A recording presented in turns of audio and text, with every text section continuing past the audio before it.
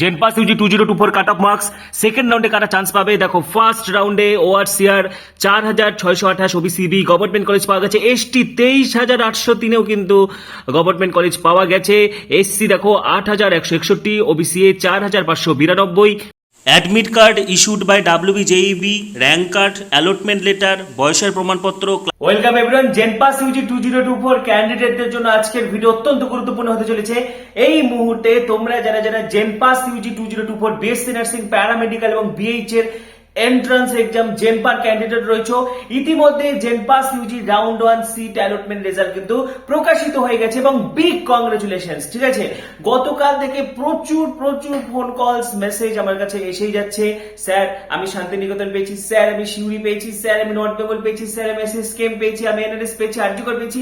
কেউ কেউ আবার বলছি স্যার আমি মুর্শিদাবাদ পেয়েছি, আমার দেবেন মাহাতোতে অ্যালটমেন্ট হয়েছে, বাড়ির লোক যেতে দিচ্ছে না। র্যাঙ্ক ভালো রয়েছে, কতজনের র্যাঙ্কটা আমি শুনলাম 3200, কত জানি 3216 হবে হয়তো। হ্যাঁ, তারপরে একজন বলছে যে স্যার আমি হচ্ছে এনআরএস পেয়েছি, আমি এসএসকেএম কলকাতা মেডিকেলে পেতে চাই। একজন বলছে আমি শান্তিনিকেতন পেয়েছি, আমি ডায়মন্ড হারবার পেতে চাই। মানে প্রচুর এরকম, মানে সবচেয়ে বেশি পাল্লা ভারে কিন্তু শান্তিনিকেতন। ঠিক আছে, আমার ছাত্রছাত্রীদের মধ্যে সব থেকে বেশি মনে শান্তিনিকেতনে হয়েছে। নর্থ বেঙ্গল মেডিকেল কলেজ কোনটা ছেড়ে কোনটা বলবো, মুর্শিদাবাদ মেডিকেল কলেজ। তো সবাইকে big congratulations, big big congratulations, best wishes যারা গভর্নমেন্ট কলেজ পেয়েছো, যারা হচ্ছে গভর্নমেন্ট কলেজ পেয়েছো বা যারা প্রাইভেট কলেজে পড়তে চেয়েছিলে প্রাইভেট কলেজ পেয়ে গেছো, সেটা বিএসসি নার্সিং, বিএইচ এ বলো, তারপরে হচ্ছে তোমার হচ্ছে বিএমএলটি, সিসিটি, ওটিটি সহ প্যারামেডিক্যালে যাবতীয় কোর্সগুলো রয়েছে।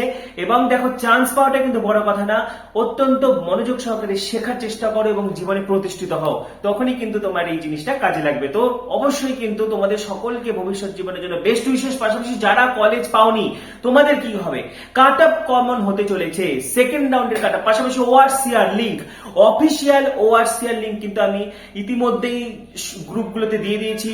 ঠিক আছে, হোয়াটসঅ্যাপেও দিয়ে দিয়েছি, টেলিগ্রামেও দিয়ে দিয়েছি এবং আজকেও তোমাদেরকে দিয়ে দিব।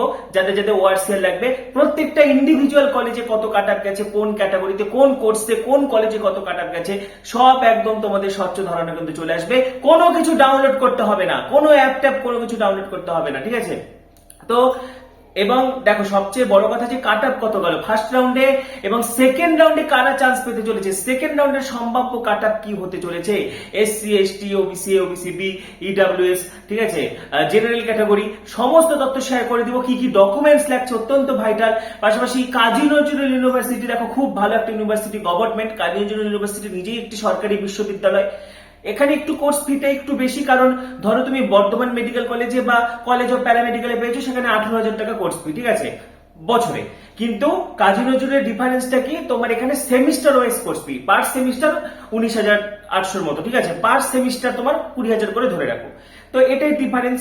কিন্তু প্রাইভেট কলেজের, মানে প্রাইভেট কলেজের কোর্স ফি থেকে অনেক ভালো এবং এটা গভর্নমেন্ট ইউনিভার্সিটি, সব রকম ফ্যাসিলিটিস পাবে, স্কলারশিপ পাবে, সবই পাবে। ইএসআই তে পড়লেও স্কলারশিপ পাবে, জেএনএম যারা পেয়েছো তোমরা স্কলারশিপ পাবে, কোনো টেনশন নেই। ঠিক আছে, বিস্তারিত তথ্য শেয়ার করে দিচ্ছি। তার আগে যারা যারা আমাদের চ্যানেলে নতুন ভিডিও দেখছো এখনই সাবস্ক্রাইব করো। জেনপাস ইউজির সমস্ত তথ্য তোমরা অথেন্টিক আপডেট এখানে পাবে, সেজন্য এখনই সাবস্ক্রাইব করো। পাশে যে বেল আইকনটি দেখতে পাচ্ছ সেটি প্রেস করে দাও এবং এই ভিডিওটি প্রচুর প্রচুর প্রচুর শেয়ার করে দাও।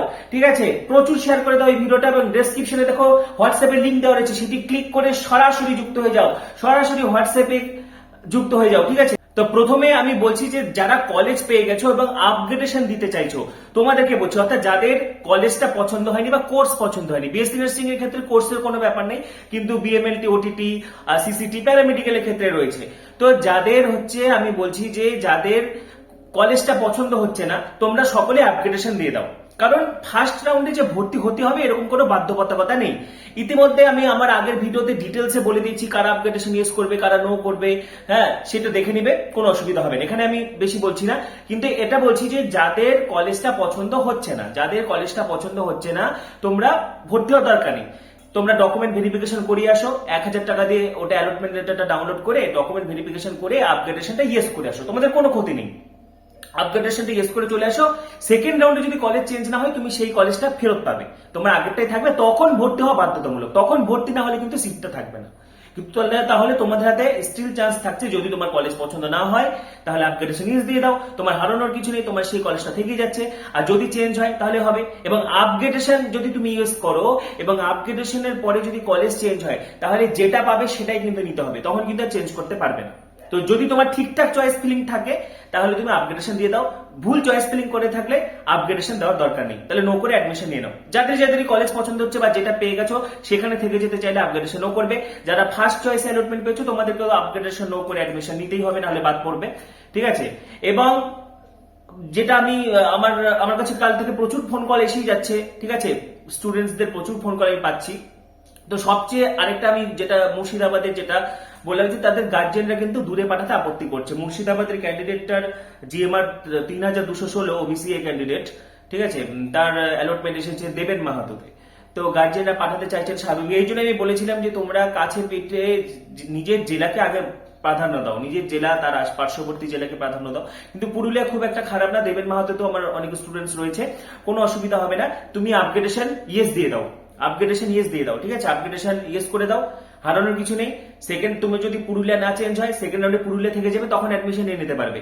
প্লাস তোমার কাছে সুযোগ থাকছে উপরের দিকে কলেজগুলো পাওয়ার, ঠিক আছে। এবং আপগ্রেডেশনে প্রচুর তোমাদের সেম একই, আমি কম বেশি সকলকে মিলিতভাবে উত্তর দিচ্ছি। যারা আপগ্রেডেশন করতে চাও আপগ্রেডেশন ইয়েস দিয়ে দাও, কলেজ চেঞ্জ হলে তো ভালো, না হলে সেটাই থাকছে, সেকেন্ড রাউন্ডে অ্যাডমিশন নিয়ে নেবে, কি আছে। আর আরেকটা কথা, যাদের কলেজ পছন্দ হচ্ছে না বা যারা ভর্তি হতে চাইছো না, তোমরা অবশ্যই কিন্তু ভেরিফিকেশন করে আসবে। ভেরিফিকেশন না করালে কিন্তু পুরো প্রসেস থেকে বাদ পড়বে, ঠিক আছে। তো এবারে আসছি যে ভাইটাল কি কি ডকুমেন্টস এবং কাট আপ। তো দেখো কাট আপ আমি বলছি, দেখো জেনারেল কাট আপ বিএসসি নার্সিং এর ক্ষেত্রে 2681 সিউড়িতে গেছে। ওবিসিএ গেস, ওবিসিএ কতদূর কাট আপ গেল দেখি কেউ বলতে পারবে? ওবিসিএ একদম সঠিক 3711 খড়গপুর, 3711 খড়গপুর। ওবিসি বি 2953, এটা পেয়েছে শান্তিনিকেতন, ঠিক আছে। ইডব্লিউএস 5171 সিউড়িতে। এসসি 5435 মাতঙ্গিনী, এটা হচ্ছে তাম্রলিপ্ত মেডিকেল কলেজ যেটা, ঠিক আছে। এবং এসটি 16869 উলুবেড়িয়াতে গেছে বিএসসি নার্সিং এ। BHA general 197 BMR, OBC B 298, OBC A 385, EWS 552, SC 732, ST 4263, ঠিক আছে, গেছে কিন্তু। এবং সবচেয়ে বড় কথা যেটা, প্যারামেডিক্যালের ক্ষেত্রেও কিন্তু কাট আপ সব দেখে দিচ্ছি কিভাবে তোমরা ওআরসিআর চেক করবে। এখানে তোমরা বিএমএলটি বলো, ওটিটি বলো, সিসিটি বলো, প্রত্যেকটা কলেজের কাট আপ দেখতে পারবে যে কোনো কোর্সে। পাশাপাশি মা শারদা তোমাদের অনেক কোয়ারিজ আমি পেয়েছি গতকাল থেকেই। মা শারদা, তারপরে হচ্ছে আর কে এম মাতৃভবন থেকে শুরু করে কোন কোন কলেজে কত কাট আপ গেছে সব আমি দেখে দিচ্ছি কিভাবে চেক করবে, ঠিক আছে। পাশাপাশি কিন্তু যেগুলো প্রাইভেট কলেজের ক্ষেত্রে কিন্তু সবসময় মাথায় রাখবে ডাইরেক্ট অ্যাডমিশনও চলছে। কাউন্সিলিং এর মাধ্যমে পাওয়া টাপ হলেও কাউন্সিলিং এর মাধ্যমে মপ আপে পেয়ে যাবে, কিন্তু তোমরা যদি কলেজে সরাসরি যোগাযোগ করো তাহলে কিন্তু সিট পেয়ে যাবে, কোনো অসুবিধা নেই। কিন্তু কোনো দালাল ধরবে না, সরাসরি নিজে যোগাযোগ করবে কলেজের সঙ্গে, ঠিক আছে। দালাল ধরলে তোমার থেকে ডোনেশন নেবে, তো সেটা ক্ষেত্রে একটা প্রবলেম রয়েছে। তো সরাসরি যোগাযোগ করবে। এবং সেকেন্ড রাউন্ডে কত কাট আপ যেতে পারে বা সেকেন্ড রাউন্ডে কিরকম হতে পারে একদম আশা হতে হবে না, আমি বলে দিচ্ছি। তার আগে ওআরসিআরটা কেমন করে চেক করবে দেখে নাও। দেখো জেনপাস ইউজি 2024 ওআরসিআর দেখার জন্য এখানে চলে আসবে, ঠিক আছে। যাদের যাদের এই লিঙ্কটা লাগবে, আমি হচ্ছে লিঙ্কটা হোয়াটসঅ্যাপে টেলিগ্রামে সব জায়গায় দিয়ে রেখেছি, বা যাদের লাগবে আমাকে বলবে, আমি দিয়ে দিব, ঠিক আছে।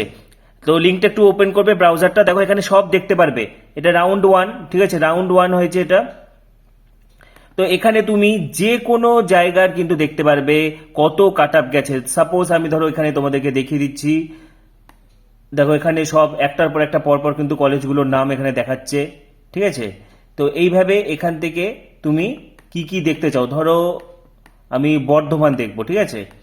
তো এখানে দেখো Bardhaman medical college and hospital select করলাম।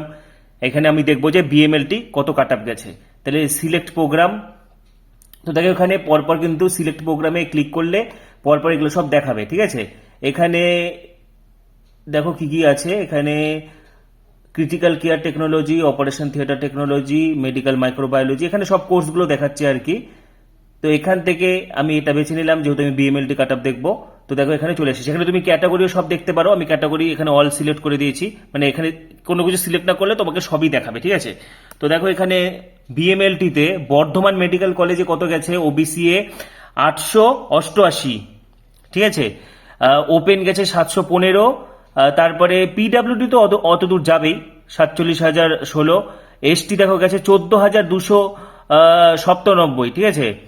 পাশাপাশি এখানে দেখো ওবিসি বি গেছে 866। বিএমএলটি, কিন্তু বিএমএলটি একদম টপ মোস্ট কোর্স, এবং ইডাব্লিউএস গেছে 1,830, এবং এসসি গেছে 2,377, ঠিক আছে।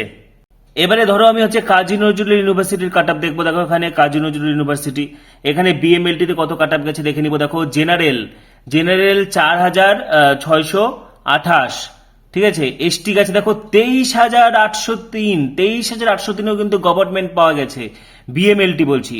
প্যারামেডিক্যালের ক্ষেত্রে কাট আপ কিন্তু অনেক দূর নেমেছে, ঠিক আছে।